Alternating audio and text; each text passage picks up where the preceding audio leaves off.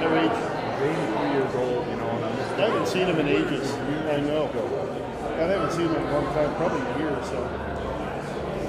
But then I think he's different. I know. Yep. I know. And it sucks. It is what it is, right? As long as we're waking up on this side of the dirt, we're all good. And we're healthy. I know. That's all For real. That's right.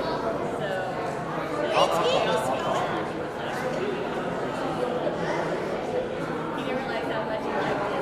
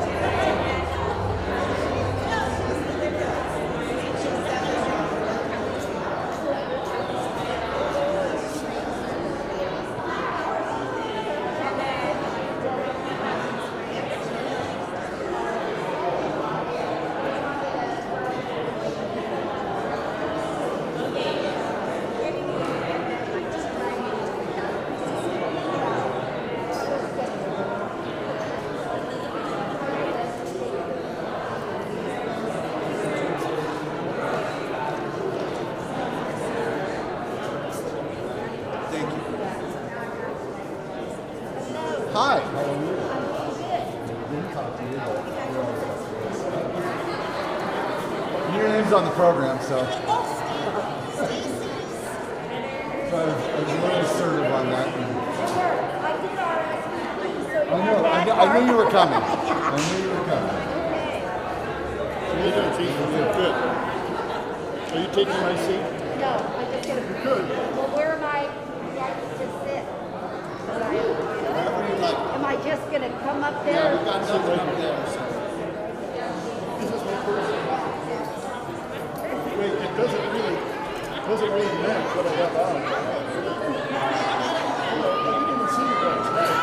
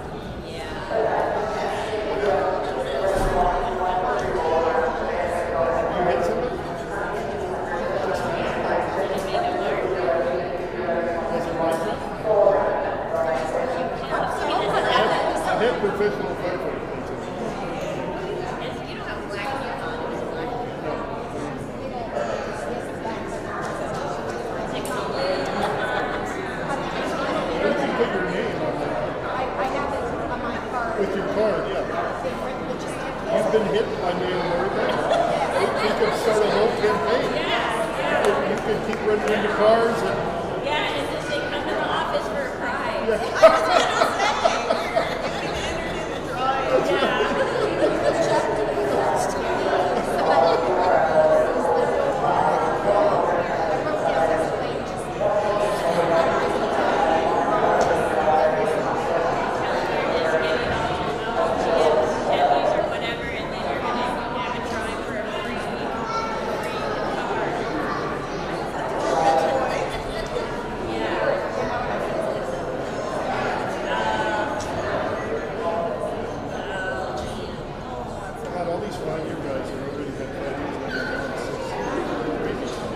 We're going to get started in just a few minutes. If I could get everybody to start to mill around and take your seats, we'll get going in just a minute or so.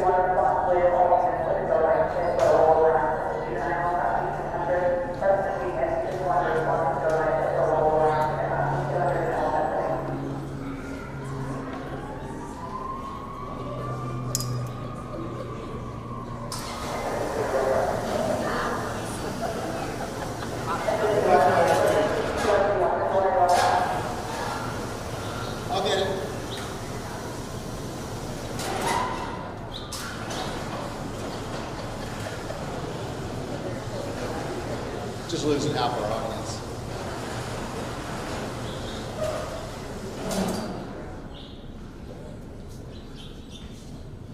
All right, before we lose anybody else, if I could ask everybody to please stand for the presentation of colors from our honor guard.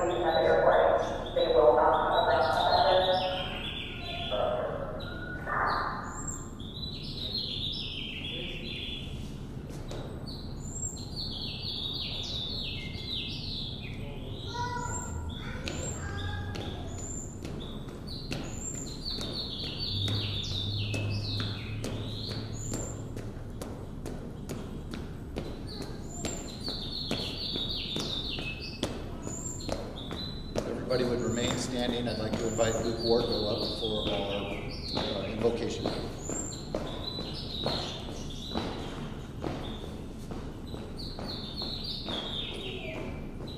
Good afternoon. As Chief mentioned, my name is Luke Wardville, and in case you don't know who I am, I get the privilege and honor to serve as chaplain of Carson City Fire Department.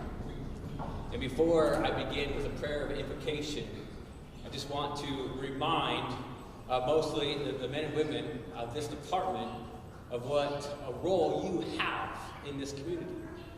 Because when people call 911 here, they are calling for help. They are calling for somebody to send somebody for it might be one of the worst days of their life. In many ways, it's a giant prayer. Please send somebody. And in God's mercy, He sends you. You are often the different men and women of first responders who heed that call and are the first ones to walk through the door. And so as we recognize and honor the different men and women with their promotions, their accolades, I don't want anybody in this room to forget the humble reality of which this job entails. What a gift that is. What a calling that is. So if you could, please bow your heads with me as I begin with a time of prayer for this event and for this department. Father, I do ask that you be with this department in many ways. You protect the well-being of each man and woman who serves. I pray for their families, for any nights that they're not sure what to expect or what to believe, that you would comfort them, you'd encourage them. God, I pray for the admin of this department, that you would allow them to do their job well. God, I pray for each and every person that supports the men and women that put on the uniform of Carson City Fire Department. God, I pray that they would be encouraged in their mission and their calling, and I pray all of this because of the person and work of Jesus Christ. Amen.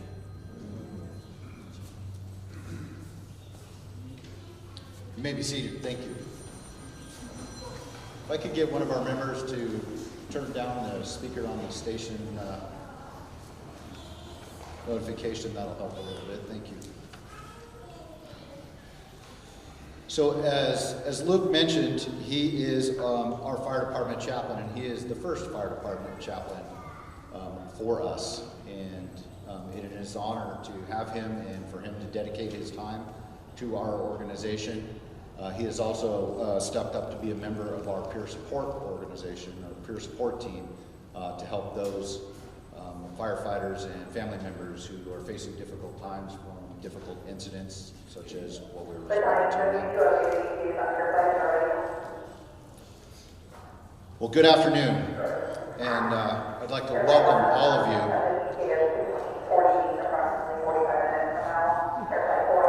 Welcome all of you to Carson City Fire Department's annual awards and promotional ceremony. Before we begin, I'd like to recognize some very important people as well as the dignitaries that are in attendance this evening.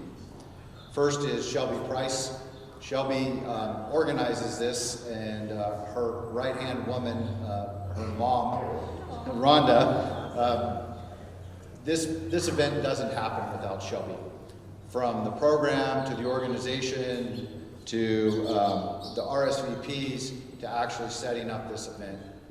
This is all under Shelby's lead, and this would not happen without her. And I can't thank her enough, and I want to say thank you again, Shelby.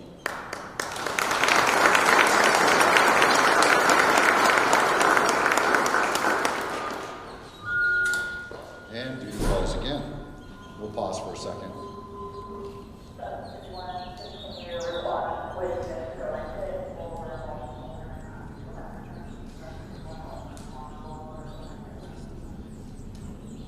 You'll also notice the stealthy photographer over here to my right, to your left. Rachel Snyder, she has dedicated her time to take photos of this event and to capture all of the memories for us. And we're also live streaming this event. And so, heads up for the camera right here. In attendance this evening, we also have several dignitaries. We have Mayor Bagwell, supervisors,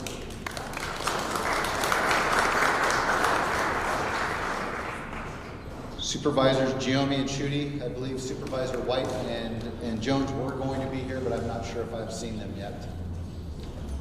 We also have our city manager and our deputy city manager. City manager Nancy Paulson and deputy city manager Stephanie Higgs. Thank you all for being in attendance.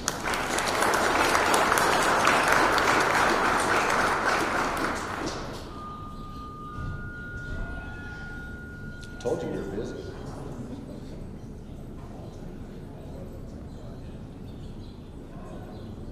Today's a very important day for our department and for our community. Today is a day we celebrate new career beginnings, we celebrate retirements, years of service and dedication to our organization, promotions, and to those who have gone above and beyond the call of duty. I'm thankful for the opportunity that we have to come together to celebrate these momentous achievements.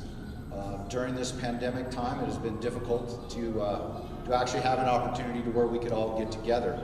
And that opportunity has finally come about, and I'm very thankful for that. This last year has certainly been a challenging one, but in spite of the most significant pandemic in our lifetime, each and every member of our great fire department has stepped up and risen to the occasion. As firefighters, each and every one of you has been at the tip of the spear for this pandemic. You place the needs of the community above your own health and safety. You remain resilient and adaptable as protocols for treatment and protective gear seem to change on a weekly basis. You kept your focus on the service, and you followed the guidelines for social distancing and wearing PPE at work. However, I don't believe all of you followed the social distancing guidelines on your days off. This past year, we have had more pregnancies and babies joining our family than I've ever seen before. So congratulations to all the new moms and dads. There are many of them.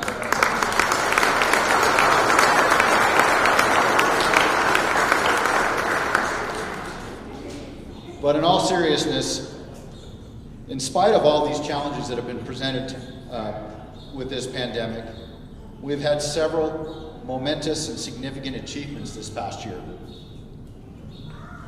Just listing a few, we completed a department master plan, which will give us a guide for the next 5 to 10 years for our organization to continue to be the best organization in the area and to strive to be even better. We placed this beautiful ladder truck into service, Truck 50. It now serves the area of Station 52 out by the airport. It is the first ladder truck in this department in over 10 years. We were also awarded a 3-year SAFER grant from FEMA that brought on 9 new firefighters to our organization. That grant funds their entry-level salaries for the next 3 years. We were also awarded a grant through NDF that was a pass-through funding through Nevada Energy to hire 5 full-time wildland firefighters and associated equipment so that we can clear the fuels and hazardous vegetation near the power lines that run through our wildland urban interface area. So we have brand new members which we will recognize shortly. And certainly not last but not least, we've been the lead agency for 2 regional fire academies. These academies bring firefighters from about 6 different agencies through northern Nevada. We are the host and we are the lead agency for those academies. And we have one going on right now. These are just a few of the accomplishments and achievements that we made happen during this year, during a year where most of the world shut down, where most everybody socially distanced and stayed home. We all reported to work. We put our own fears and our unknowns about the pandemic aside to make sure that our community was taken care of, our citizens were taken care of, and that our great city was taken care of. It is truly an honor to be your fire chief and to be a member of this great family. Now, enough words. Let's get this ceremony started. First, we'd like to recognize all of those that have been hired since our last ceremony. Now to the board, these are not all additional members. These have replaced several members as we went along. We're sneaky, but we're not that sneaky. We know. I'm not sure I should laugh. All right. So I'd like to recognize, if they're in attendance today, our BLS care technicians that are new to the organization, Gary Grove and Dylan Stewart. If you are here, please stand. There they are, there in the back.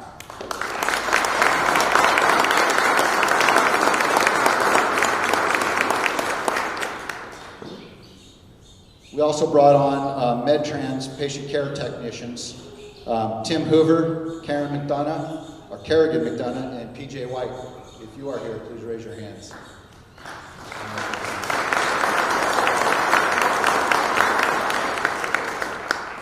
We brought on a new office specialist, Nancy Merritt. I don't believe she was able to attend today. And then we have a fuels management assistant, which is a driver that drives one of the trucks that delivers the dumpsters and fuel trailers up into our wildland urban interface so our community and our homeowners can clear their vegetation. And that is Dan Cheney. I don't know if Dan is here. I haven't seen him.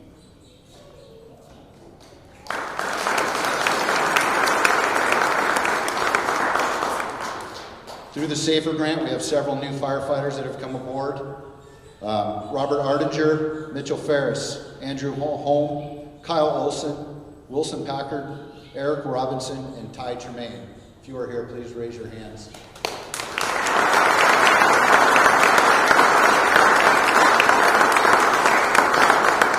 You can tell they're new because they haven't gotten the memo that firefighters normally stand in the back and refuse to actually sit down.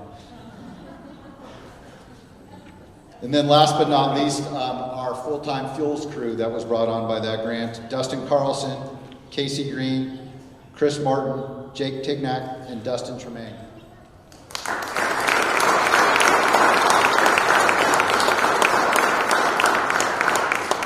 That is a lot of new members to our organization, to our family, and we welcome each and every one of them.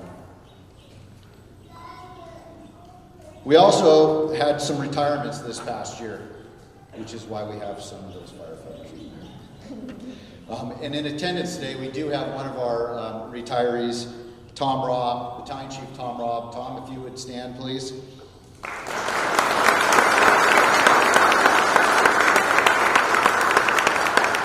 Tom dedicated over nearly 29 years to this organization in service to our community, and he was our emergency manager in the pandemic. The beginning of the pandemic. He swears that he had this retirement date set in advance, and that had nothing to do with his retirement. But Tom, we'd like to thank you for your service. We also had driver-operator Lance Karras and Fire Captain Matt Donnelly retire this past year, and neither one of them were able to attend today. So congratulations to each of our retirees.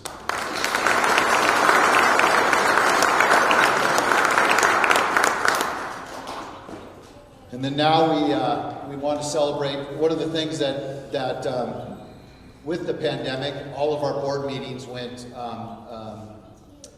we social distance. We went over Zoom basically, and so they were all webcast and not in person. And so during that time, one of the traditions that the city has, we recognize significant milestones in employee service to the organizations. And so with that, we're going to recognize several members in our department that have achieved some of those milestones. With 30 years of service, Battalion Chief Scott Baker.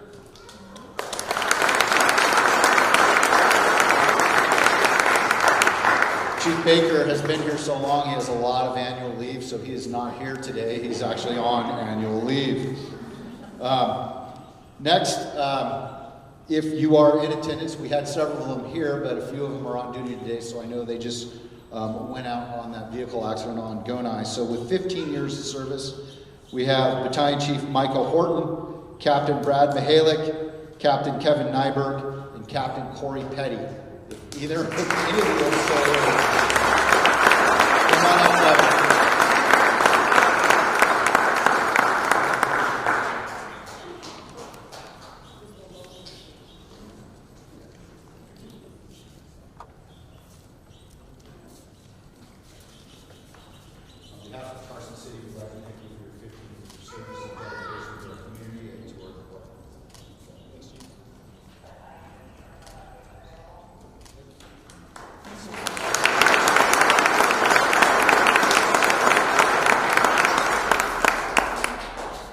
Captain Petty and Battalion Chief Horton are on that call.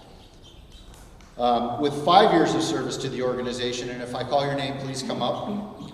Dave Arond, Houston Bernston, Cameron Burt, Matt Cooper, Nick Garcia, and Clayton Peterson.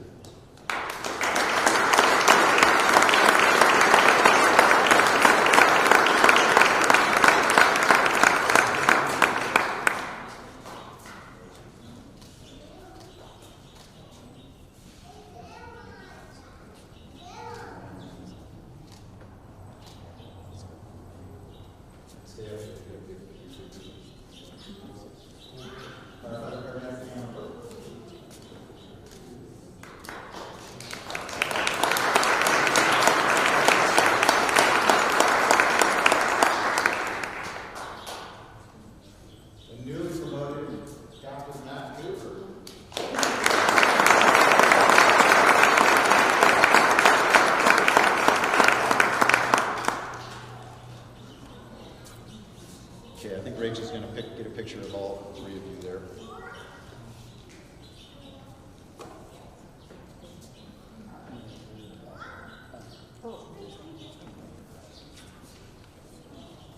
Thank you, gentlemen.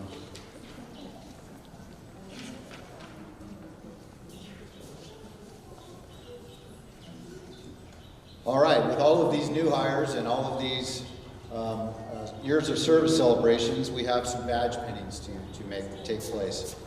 Normally, tradition in our organization is that any promotion or any new entrants into our organization, new hires into our organization that wear the badge, we have usually a small ceremony with on-duty members, and then we have a larger ceremony throughout the year where we can recognize several of them all at once. Again, due to the pandemic, we haven't been able to do that, so we've got a lot of new hire badge pinnings as well as promotions. So first and foremost, I'd like to introduce our newest deputy chief. Chief Lowe joined us in August. He will be pinned by his son Garrett, and also in attendance his wife and his other son Robert. So if they would come up, please.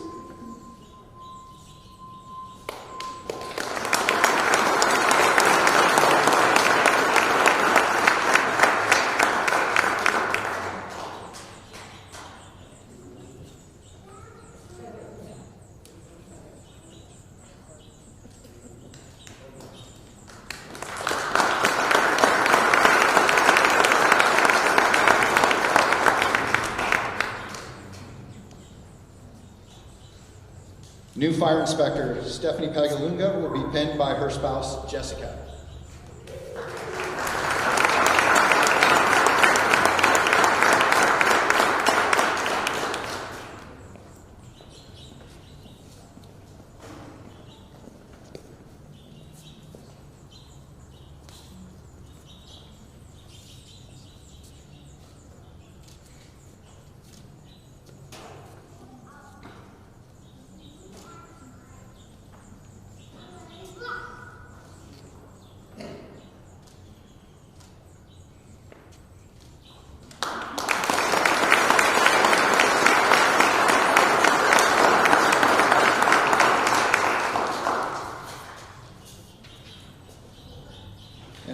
New to our organization, you met him a little bit earlier, our fire department chaplain, Luke Wartko, pinned by his wife, Gina.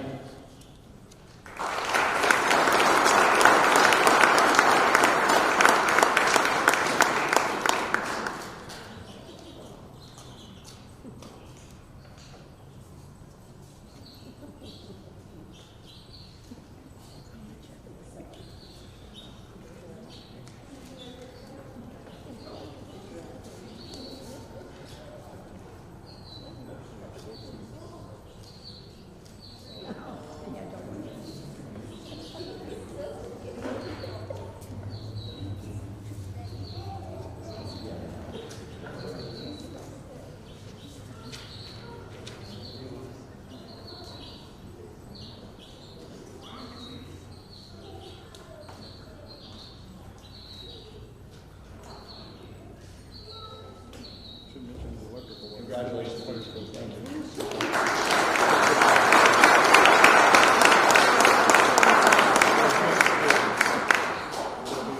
You certainly can't have all of these new hires as well as retirements without a few promotions in the organization. So the next part of this ceremony is our promotional badge pinning. So I'd like to invite up newly promoted Battalion Chief John Pedrini. He will be pinned by his wife Renee and his children Zane and Jax.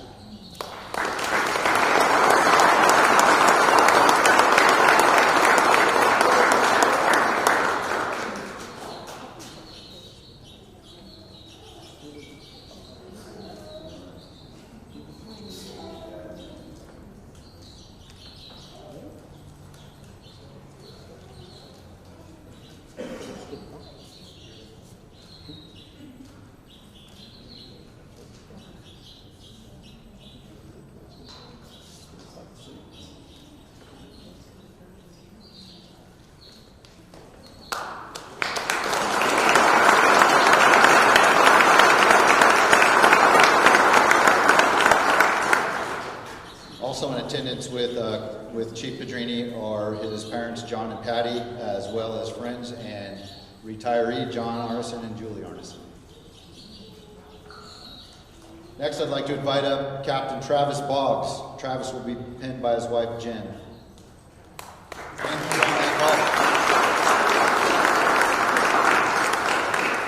So he's out doing his job. So you want to come up, Jen? You want that? You are by far the better half anyway. We got the short end of the stick with him. All right. Newly promoted Matt Cooper, Captain Matt Cooper, will be pinned by his wife, Elena.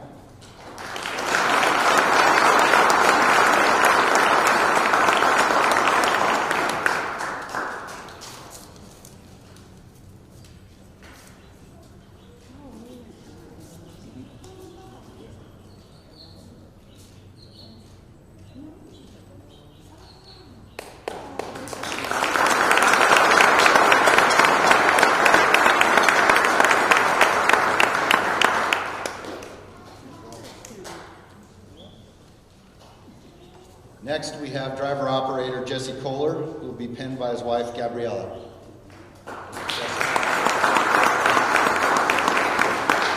And Jesse ducked out because he's on that call also. Is Craig on that call? Is Craig over here? Oh, Craig's back there. We still have Craig. Okay, we have driver-operator Craig Cook, who will be pinned by his wife, Jacqueline.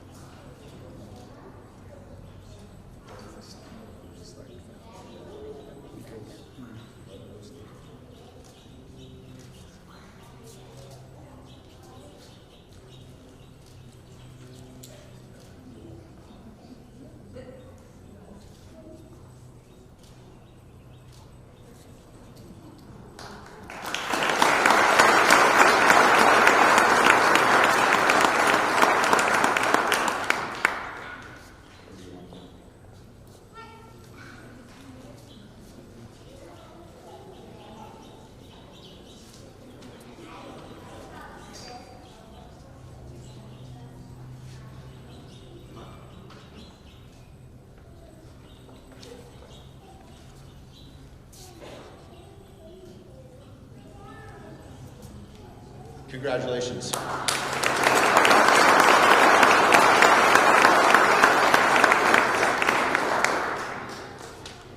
So in tradition with the fire service, we will improvise, and if we get Captain Boggs and driver operator Kohler back, we will add them to the ceremony again. We won't skip their promotion to make them turn the badges back.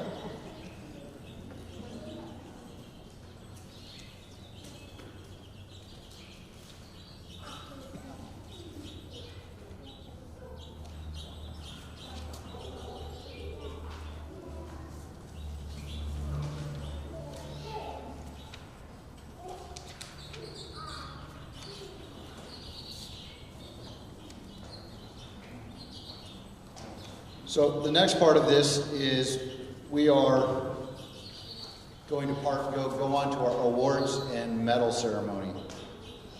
This is a significant event in our organization. In 2017, we had several members that formed a committee that turned into what we call now our awards committee. And what they did is, at our direction, they did some research on what fire departments do to recognize their employees for significant events or dedication to their organization. We had a few of those already, but we were hit and miss on how we recognize those. So with the pride in the organization that everyone here has, this committee got together and they revamped our awards. They redefined several of our awards and medals, and we came up with why we are here today, and that is our awards and medal ceremony. So a part of any organization that I think is probably one of the most important things you can do is recognize the achievements of the members of your organization. And in the fire department, we certainly get an opportunity to put our lives in harm's way to go help others. And there's really no greater calling that I can think of is to do that, is to put your self-interest aside and to put your fear aside to help others in need. And so this part of the ceremony, we're going to recognize some of those events as well as some significant dedication to this organization. So one of our most prestigious traditions in the fire service is for the fire department to recognize, commend, and to honor their firefighters and staff for their distinguished service. The distinguished service, courageous acts of valor, extreme bravery in adverse conditions are how they perform with integrity, devotion in the course and service of their duty, whether it be on or off duty. But as I mentioned, that committee that came together, I want to recognize them. So in 2017, what is now Battalion Chief Horton, Battalion Chief John Pedrini, Driver Operator Sam Saunders, Captain Travis Boggs, and Captain Matt Cooper, as well as Driver Operator Jeff Friedlander, got together. And they put a lot of time and effort in to define the medals and awards that would be awarded to deserving members within our organization. They also serve as the awards review committee. So anytime a significant event happens, a significant achievement, members of our organization are encouraged to submit a documentation recognizing those events. And towards the end of the year, this committee gets together, reviews those, and determines if they were award worthy and what award they fit into. So part of that is what I want to do is take a moment and read a little bit about our procedure that highlights each of these awards, and then we will get into the actual awards themselves.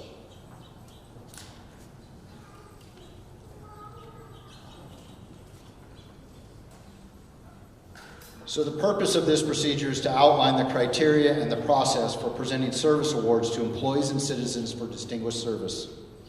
It is the responsibility of all department members to follow the established criteria for the process and recognition.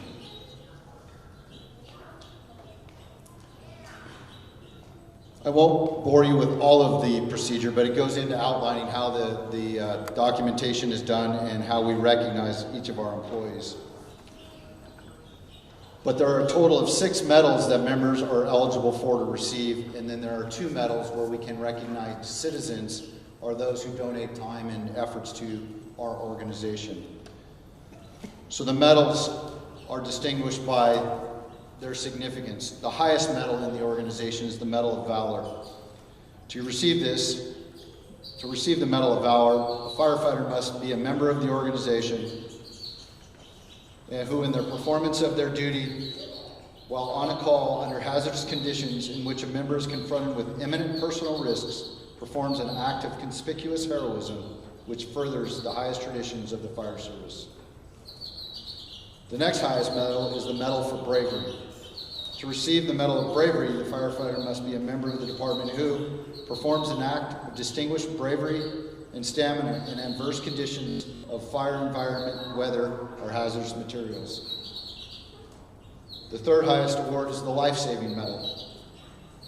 To receive the Life-Saving Medal, the person must be principally involved in saving the life of another person and whose personal actions were directly responsible for that life-saving act.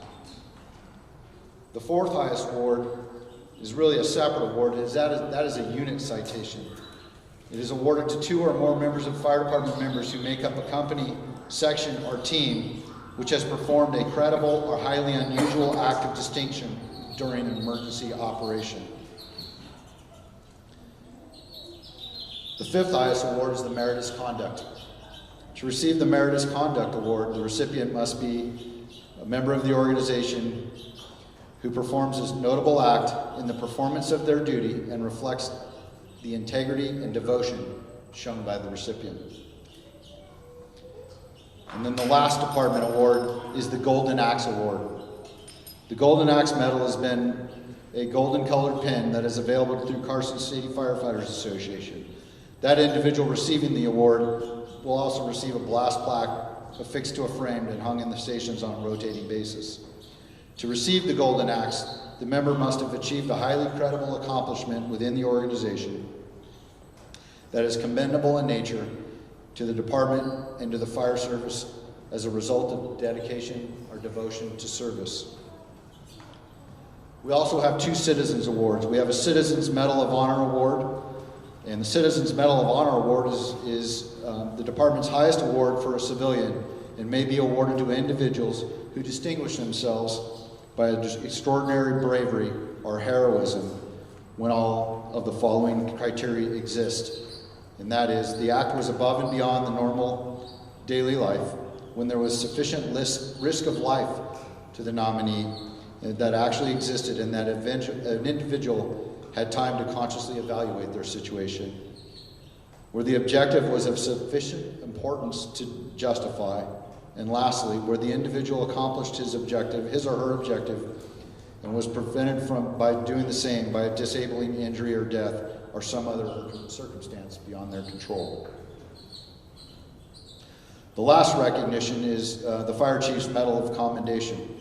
The Chief's Medal of Commendation is the department's second highest honor for a civilian and may be awarded to individuals who render initial, spontaneous, or valuable aid or assistance at an incident to which the fire department is responding, or to any individual whose actions greatly contributed to the betterment of our fire department and to our operations. So those are the awards.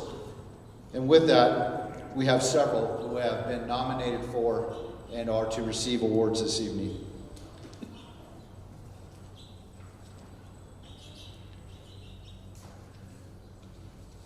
So as I get my notes together, there's a lot going on today. So bear with me here.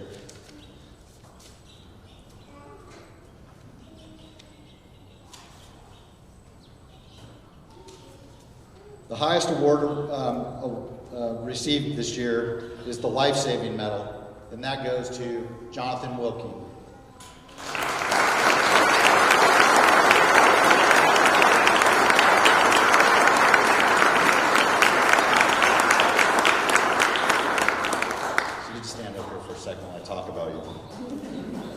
So Jonathan was nominated by Sandy Warco.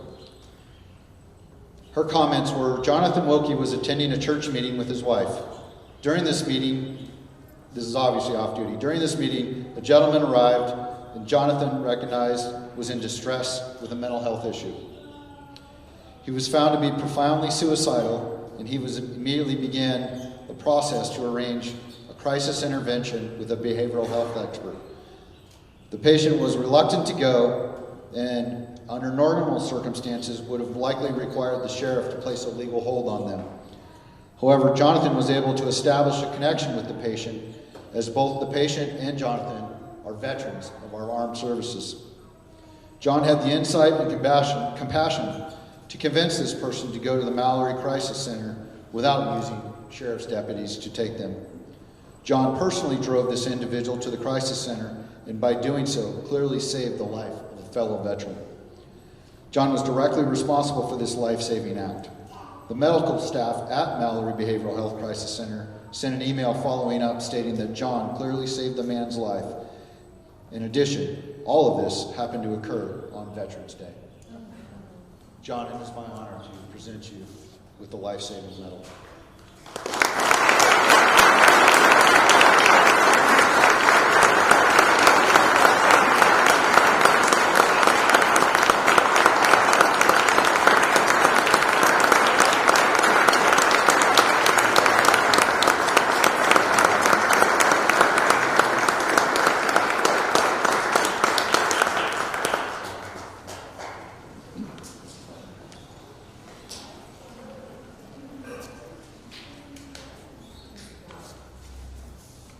The next award is a unit citation award. This is one of those heartfelt awards, as if all of these aren't actually heartfelt, but this has got a unique event to it. So firefighters, the police department, sheriff's office, and the fire department always have an ongoing rivalry, and we give each other a hard time. And one of the things that the sheriff's office always gives us a bad time for is that we don't really rescue people, we rescue cats. So we took that to heart, and we took that one up, and this is an award for rescuing a dog. In my opinion, dogs are way more important. But it's just my opinion. So this award, Battalion Chief Baker was a member of this, and this is a unit citation award. Battalion Chief Baker was a member of this and did not write himself up, but he was added to this award as part of it. But the nomination by Battalion Chief Baker goes as following. Engine 51, Squad 51, and Battalion 50 responded to a technical rescue. Engine 51 arrived first on scene to observe a chocolate lab that was 80 pounds, that goes by the name of Sierra, that had fallen into a tight and narrow hole that was 10 feet deep and about 3 feet wide. This hole was in her backyard that Nevada Energy had dug to put in a new power pole that had yet to be placed in. Recognizing that the dog was okay, crew set up a significant, or what we call a high point system, where we have an elevated system using ladders, and set up a rope system to lower one of our firefighters down. When we have confined space rescues such as this, we have what we call rats and we have what we call plugs. And the rats are the skinny ones who can actually fit in the hole. And plugs are people like me that don't fit in the hole. So we get to stay on the outside. So Jeff Freelander, who is not here today, was one of our smaller ones on scene. So he was lowered headfirst into this hole, 10 feet down, under a rope system, where he was able to place a strap around the dog and behind her front legs. He calmed the dog down, and their crews were able to raise Freelander with the dog, with Sierra, out of the hole. Once Sierra felt the tension, she began to attempt to climb the walls. Sierra was then lifted out of the hole by the crews, exhausted, but in good condition, and returned to her family with no significant injuries. This was not an incident we do every day, but a stellar job by Captain Aramburu and his crew.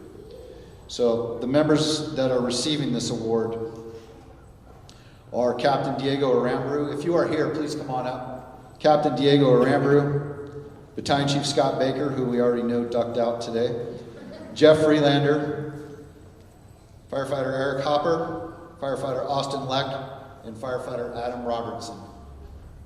I know Austin was here. I saw Austin somewhere. Oh, he's on a call. So they're out doing more great things right now. So we have nobody to recognize for this entire unit citation. So we will recognize them at a later time and date. But when I came to work, we have a daily report that goes out to the entire department. And when I came to work the next morning, I reviewed the report and saw the pictures. And this was literally a hole that was very narrow. It is not for anyone that is claustrophobic. It is what we call a confined space entry. There's a lot of hazards that go with that. There's a lot of things that we have to do in advance to set this up to make sure that we don't get hurt are killed while we're doing this type of rescue. So this was certainly not a normal everyday rescue and deserving of that award. So join me in congratulating none of them who are here for that good citation.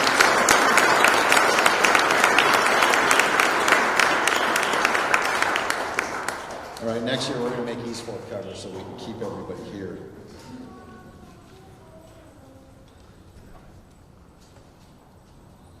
Next, we have Emeritus Conduct Award. This award goes to firefighter Jesse Horton. Is Jesse in attendance today? There he is.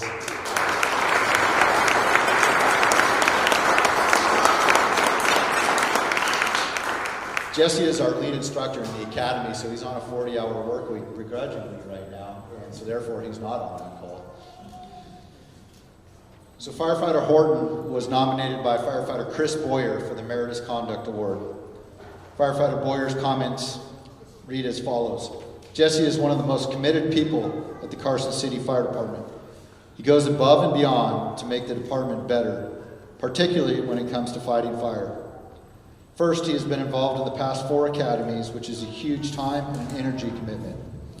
He is this fall's Fire Academy coordinator, which requires an incredible amount of effort, planning, and coordination. Secondly, he is in charge of the department's PPE, which is personal protective equipment, ordering and repair. This involves many attempts at researching and going out to department members to ensure that every member has the best gear possible to ensure their individual safety. He's also responsible for outfitting our new recruits with their gear to ensure their success in the academy. Lastly, it should be noted that Jesse is the first to call in when staffing needs arise, and he will always go out of his way to answer fire-related questions from any members of the department or drill on skills no matter what time of day there may be. It is easy to say the department is a better place because of the actions of firefighter Jesse Horton. Jesse,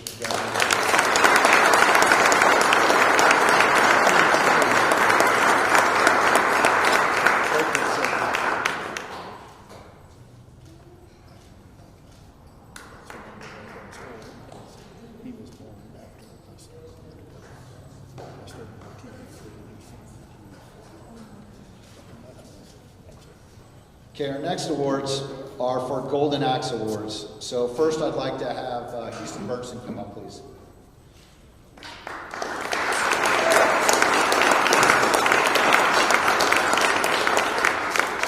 Houston was nominated for the Golden Axe Award by Chris Boyer. Firefighter Boyer's comments read as follows. Houston Bergson showed an exemplary dedication in preparing the new rescues 51 and 53. The rescues are our ambulances. He went above and beyond when ordering and stocking the ambulances with medical equipment. Mr. Burnson worked tirelessly with Sandy Wargo and others in the department to design and equip the new ambulances with the best and newest EMS supplies. Additionally, he became an expert on the vehicles and educates others on how to ensure that they stay mechanically intact and in service. An example, recently Firefighter Burnson has shown ownership with the vehicle's diesel exhaust filter, which has sent a department-wide email on how to properly care for the systems. This system, if not taken care of, will put the ambulances out of service. It's basically what they call a DEF system. That is new to on diesels for an exhaust system. His attention to detail and thoroughness has produced a very comfortable and practical ambulances that meets the needs of our citizens. And I will tell you, if we ever get complaints from our citizens about our service, it's because it's the rough rides of ambulances. And we no longer receive those complaints, or not lately. His thoroughness has produced comfortable and practical ambulances that meet the needs of our citizens. He continues to take great pride in our department's EMS program in many ways that go unnoticed. He will often take EMT ride-alongs under his wing and educate them on the skills of the trade. Firefighter Burnson is a valuable part of this department and is a mentor to the younger generation with his tireless work ethic and positive attitude, which was truly evident during the building of our new Fire Station 51 rescues. Houston, congratulations.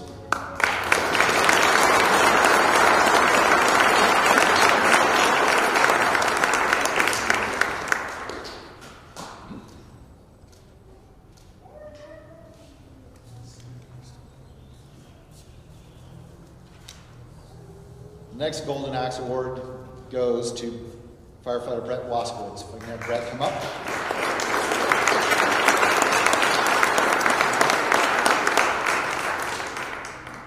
Not surprisingly, Brett was nominated by firefighter Chris Boyer.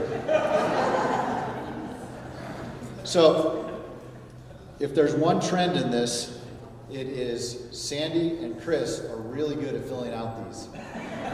The rest of the organization needs to do a little stepping up on this.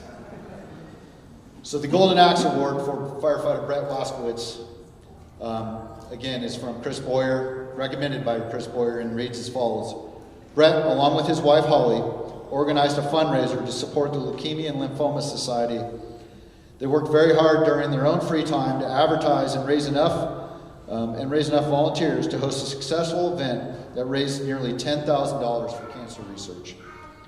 This event not only helped this nonprofit group raise awareness, but the event brought together friends and family from the Carson City Fire Department as well as other local fire departments. The event encouraged a positive interaction with fire department members and the public. It increased teamwork and camaraderie, and with the department motivated members to increase their level of physical fitness. For these reasons, Brett should be recognized for his selfless efforts for fundraising for the Leukemia and Lymphoma Society this spring. So I want to add to that. So those that don't know, every year in Seattle, there is a stair climb that is the highlight or the epitome of this fundraising efforts. And how high is the building? 70, 60? 69 stories. So nearly 1,000 vertical feet of climbing. Firefighters do this in full structural fire protection gear with breathing apparatus on, breathing air. So the physical fitness side of this, part of the fundraiser, Brett and his wife organized at the Fox. We had a couple Stairmasters out there, and for the most of the day, we had firefighters in full turnouts, breathing apparatus and everything, on the stair climbs, challenging each other.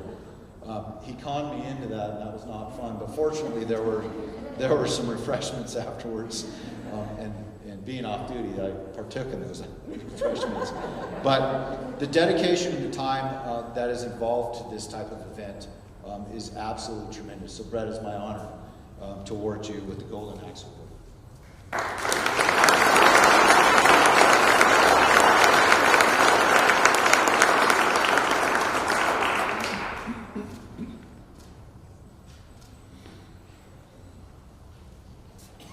And unique to that, my son actually attended that, and we were able to put him in some Carson City fire gear, and he was not a firefighter at the time, and he did that. He is now with Reno Fire Department, so we have some bribe photos somewhere with him in Carson City Fire Department.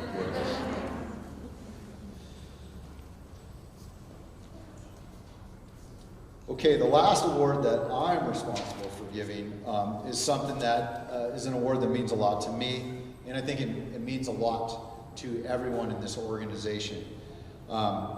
This award is the Chief's Medal of Commendation. And again, if you remember the lengthy list of awards that we had, this goes to a citizen or a member of another department within the city or within the area. So I would ask that Andy Biasetti come up here, please.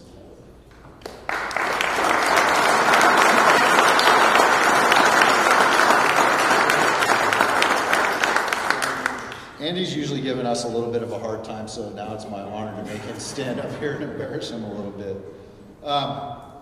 Andy was nominated by Jeff Friedlander, and his comments are short but to the point. I've got a few that I'll add to it, but Jeff's comments read as follows. Andy deserves to receive an award or some form of recognition for his many years of service and friendship to the fire department. He always goes above and beyond in prioritizing the department's needs in maintaining our equipment and our facilities. He is an integral member to our organization and to our success. So I'd like to add that firefighters, these are our houses. We call them firehouses for a reason. We live in them 24/7. And In some fire stations, there's a sign that says, "Your mother doesn't work here, pick up after yourselves." And with the fact that we don't have mothers watching over us regularly, firefighters are known to be a little bit rough on things. They break things. You're laughing. They do a lot. And a lot of times they're able to fix those things. But when maintenance goes above and beyond the basic repair, Andy is called out. Andy works for the Building Services Department, and not a day goes by where I don't see Andy in one of our stations. Andy is truly a member of our department, even though he works for another department.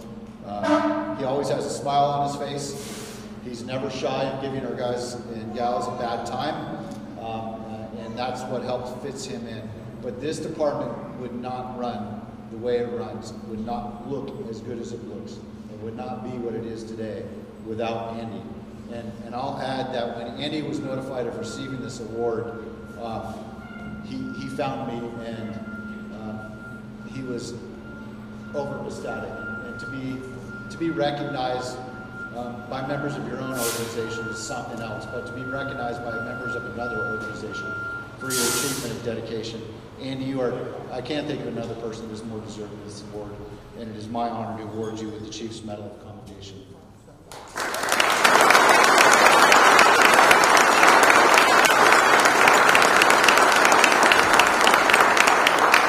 Now with this, you're required to wear this around your neck anytime you come into a fire station, and it'll get you free ice cream and a bad time.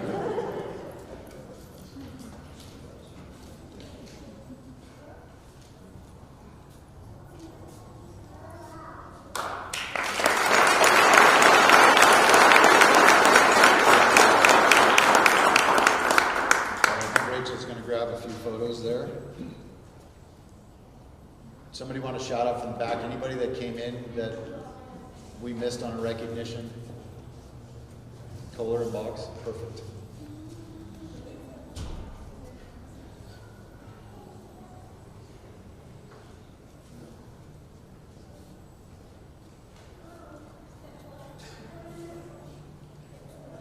Somebody take charge. Andy take charge.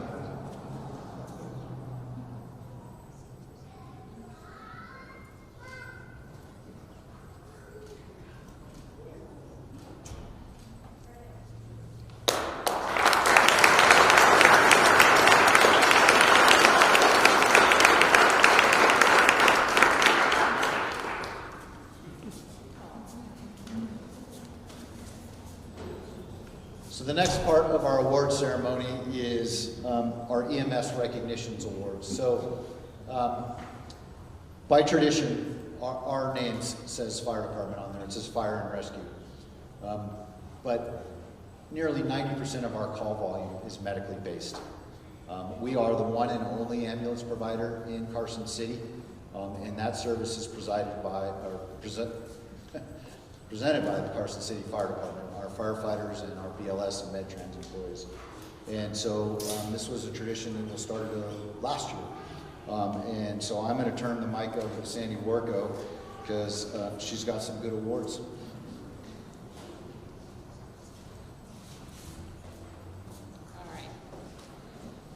So obviously we did start this last year, but 90% of what we do on a day in and day out business is EMS. And I just really wanted to find a way to recognize those people who sacrifice every day. I mean, there are just days that they are running one after another. They're jumping calls for somebody else to give somebody else a break.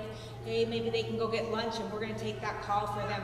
I mean, these men and women are incredible first responders. They are well trained. We are so fortunate in this community to have the EMS providers that show up, as Luke had said, when they're saying, I need help, and I need help now, and I don't know who else to call. So with that, before I get completely into the awards, there's just some tough calls sometimes, and I know you guys had a tough call on Thursday. And my heart just breaks when we have these tough calls, and I wasn't here, and so it's hard for me to not be here to say, are you okay? Is everything okay? How did that go? But that's what they do every day, and I'm not here every day. So I just want to really commend everybody of this organization and the time and the effort and the education and the training that they do to deliver absolutely the best care in Nevada to these community members. They are amazing. So with that, I just want to describe a little bit.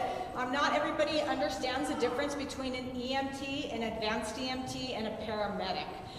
So there are different levels of EMS responders, and that is based on their education.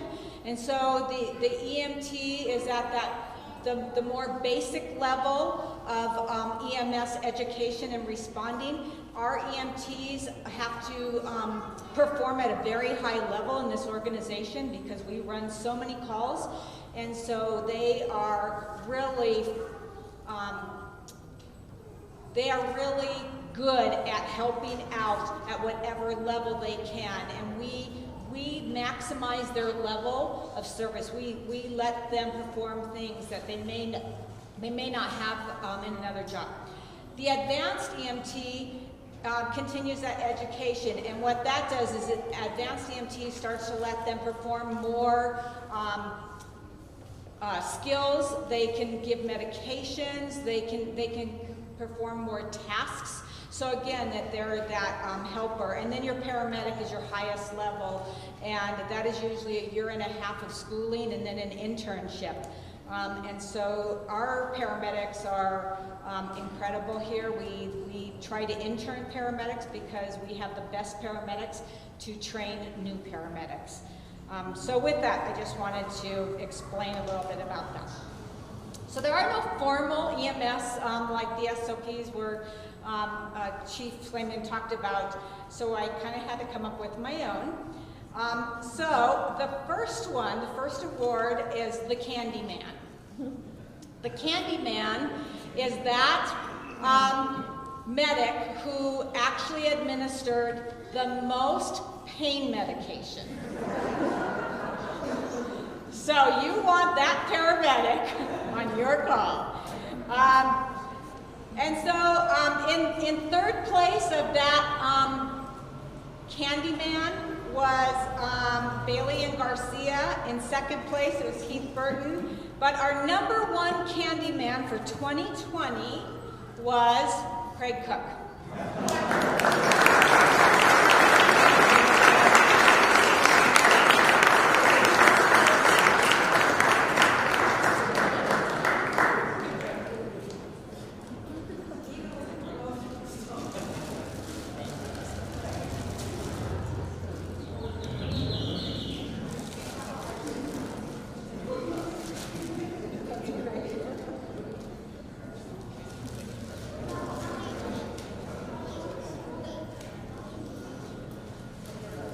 Okay, our next award is the Sugar Daddy. So the Sugar Daddy is that top provider, because this could be an advanced EMT or a paramedic.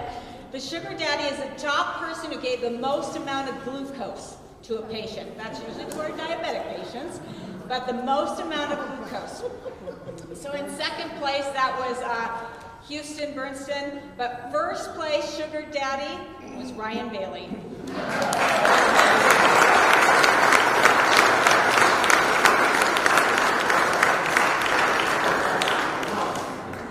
You are so sweet.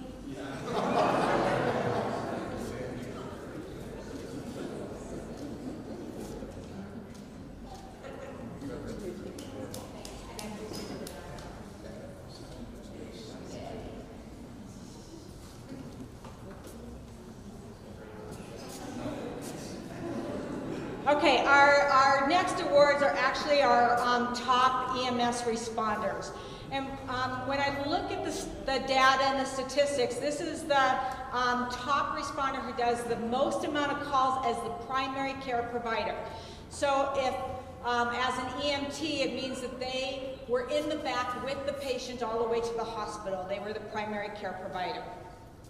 And so our top EMT, EMS responder, was Mark Bristol.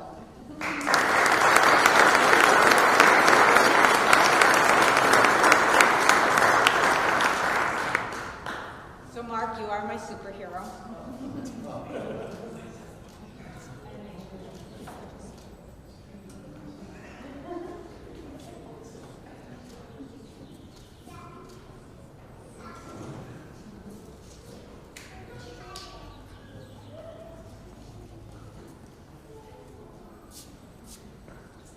All right, our next one is our top advanced EMT, EMS responder, and this is his second year in a row to get this award, and he really does try to take the load off the paramedic every chance he can, if he can take the patient in the back, and that is Boyer, Chris Boyer.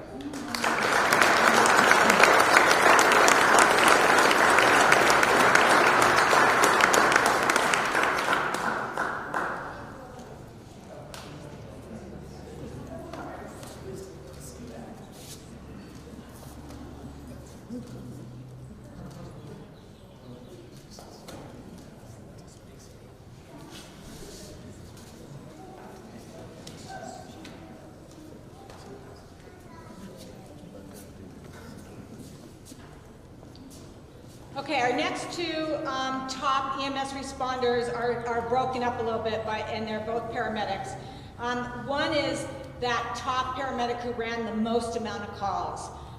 And then the second one is that medic who actually transported the most amount of patients. So our top paramedic EMS responder who had 81% of the call volume on what he does is John Wilkie.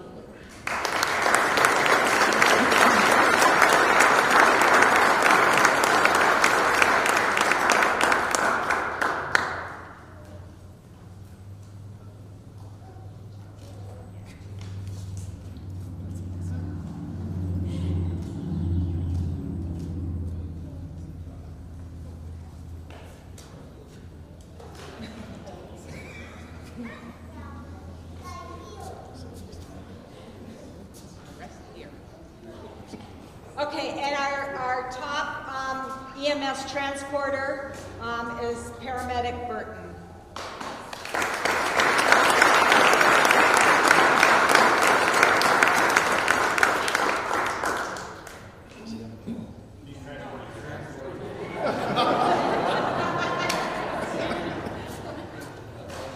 Oh, perfect. Once again, what an honor. I have the best job in the world. I truly do. I have the best job in the world, and I am so honored to oversee the EMS division. It is just, it's just fabulous, and we have a lot of great things coming in 2021. So.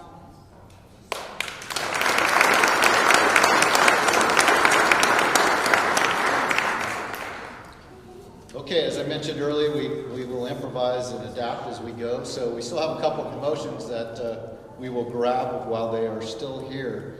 So we'll find my notes.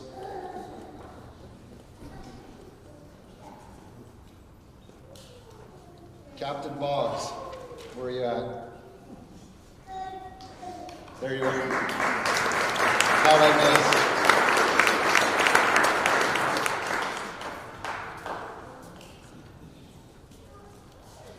All right, good. I'm losing my notes here.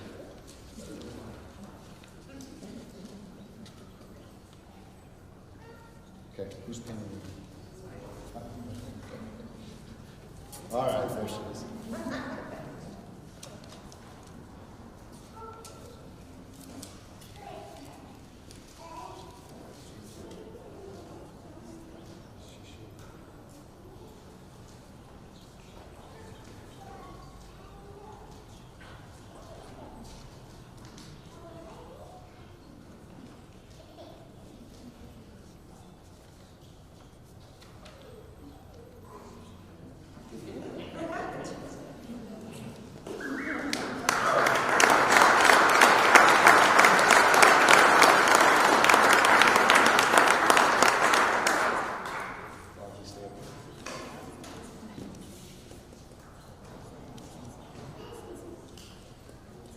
Okay, next up is driver operator Jesse Kohler.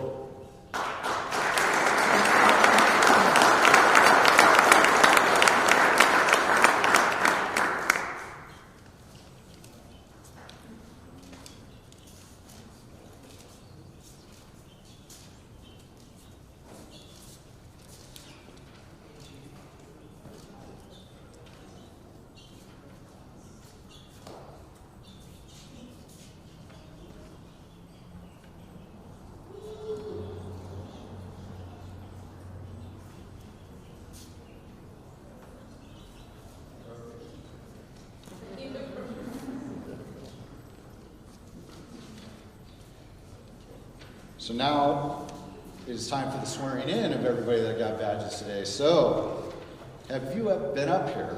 So let's bring up Deputy Chief Lowe, Fire Inspector Pagalunga, Chaplain Luke Gorko, Battalion Chief John Pedrini, Captain Boggs is here, Captain Cooper, Driver Operator Craig Cook. If I can get each of you to come up here and stand in a line, and Mayor Bagwell will give you the oath of office.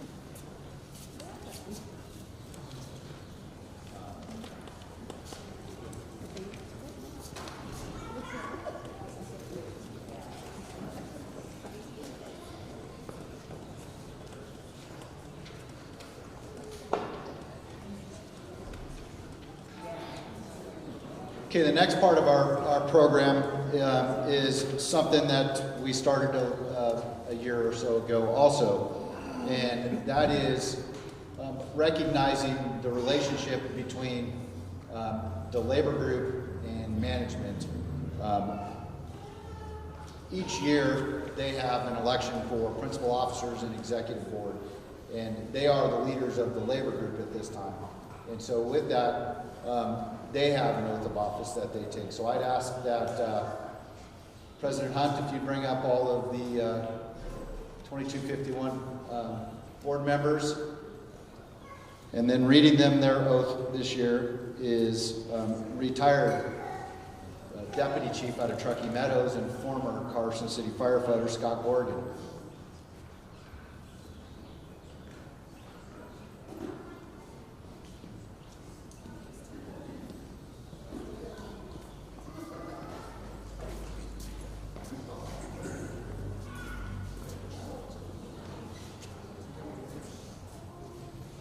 Thank you, Chief.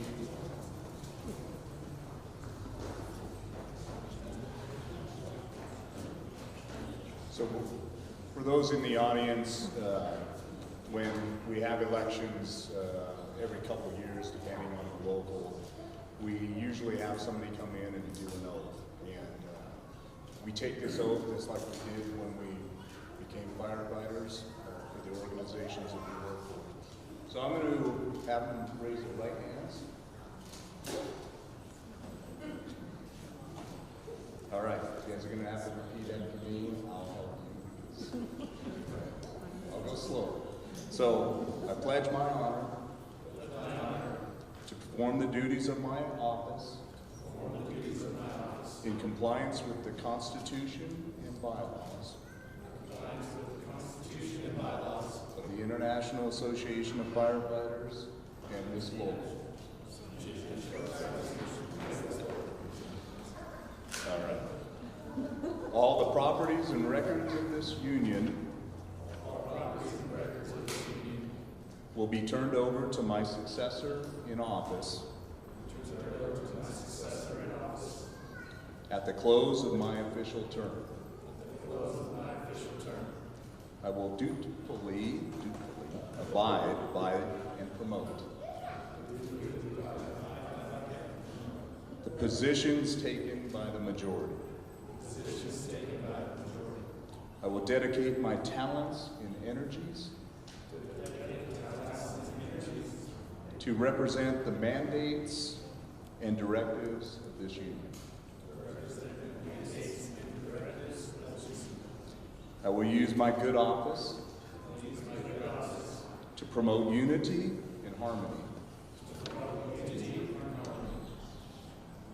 all of which I solemnly promise and swear to keep to the best of my ability.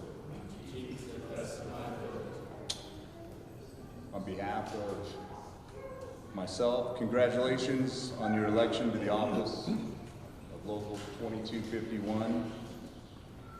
To perform your respective functions requires skills, abilities, honesty, and good judgment as you face the challenges and opportunities of leadership.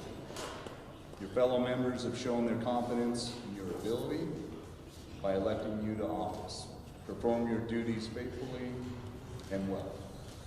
Congratulations.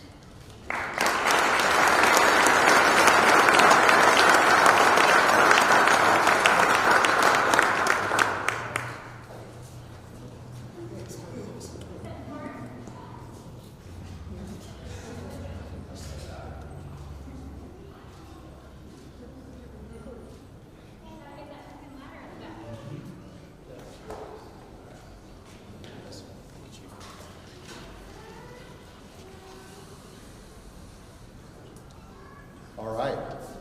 Congratulations to our newly installed 2251 officers. So keeping with the theme of the day and people missing in action and improvising as we go, our year in review video, our lead medic with that, Heath Burton, is on a call. His backup, who has his password, is on a call. So we have got a third backup that we're going to attempt to wing here. So Rookie's going to come up for a second. So Firefighter Burton every year puts a compilation of all of our events, pictures, and activities that took place over the year, puts them into a video. It's a lot of work, it takes a lot of time, and Heath does a fantastic job with that. And so we'll see if we can figure out things. No? Oh, just... And Heath is pretty unique, so the password might be also very unique.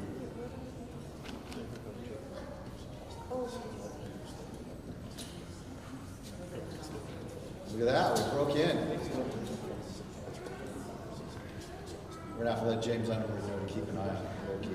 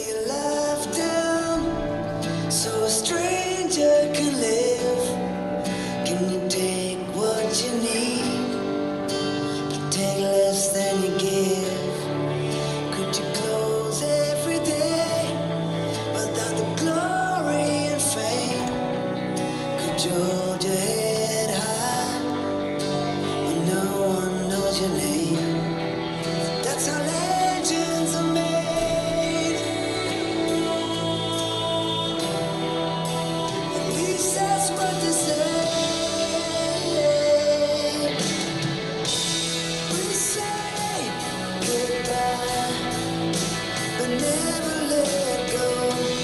We live, we die, 'cause you can't save every soul. Gotta take every chance to show it to the camera. I'll never look back, never look down, and never let go.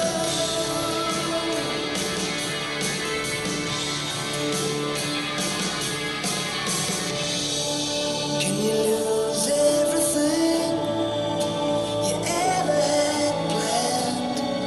Can you sit down again and play another hand? Could you risk everything for the chance of being alone? Under pressure, find the grace. Won't you come undone? That's how legends are made. At least that's what they say. We say goodbye, but never let go. We live, we die, 'cause you can't save every soul. Gotta take every chance to show that you're the kind of man who will never look back, never look down, and never let go.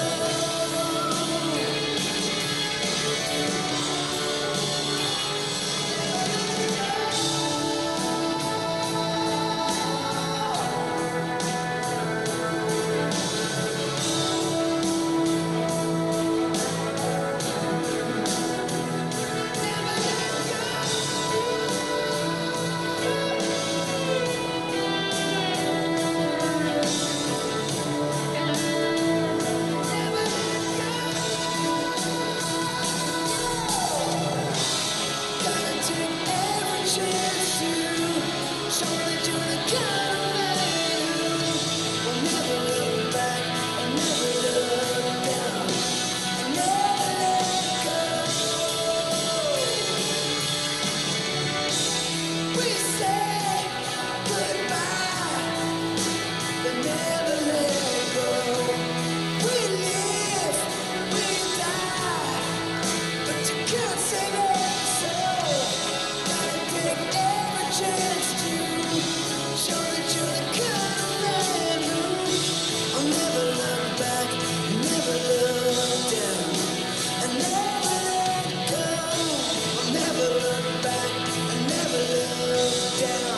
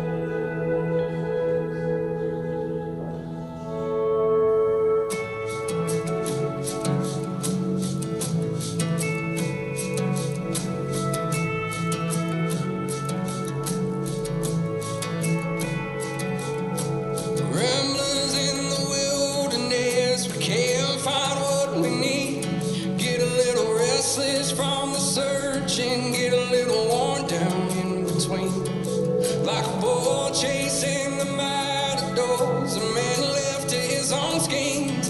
Everybody needs someone beside you, shining like a lighthouse from the sea. Brother, let me be your shelter. I'll never leave you alone. I can be the one you call when you're low. Brother, let me be your fortress when the night winds are driving on. Be the one that lights the way, bring you home.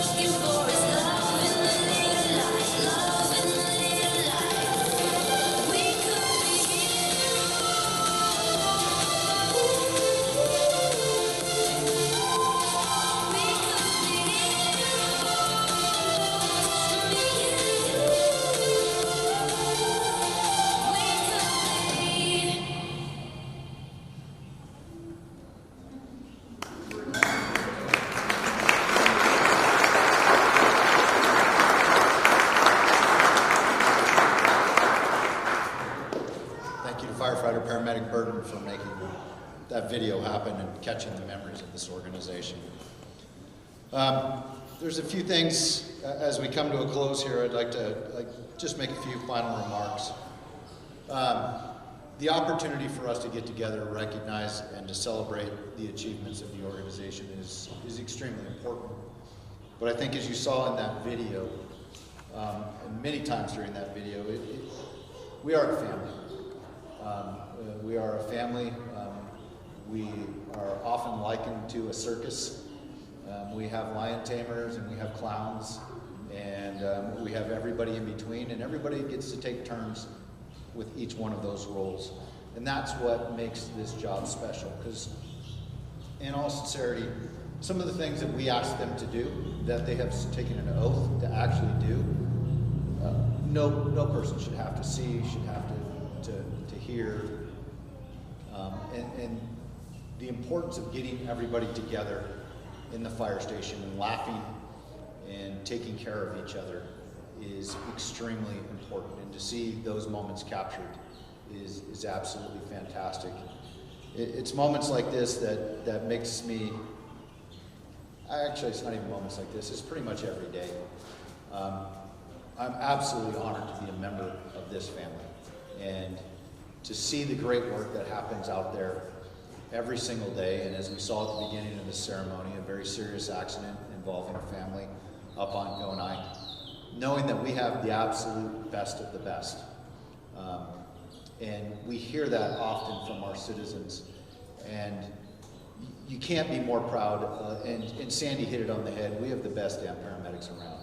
If you get injured, if something happens to you, this is the place for it to happen.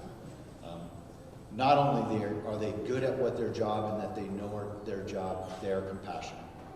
And so I want to close with a letter that, and that's one of the funnest things of being the fire chief, is you get a lot of letters recognizing what our firefighters and all of our department members do. And this is a letter, it's about a page and a half, and I'm not going to, actually it's about 2 pages, I'm not going to read the whole page thing. It's about what our BLS crews, Rescue 54, did. And so I'll read the first couple paragraphs to kind of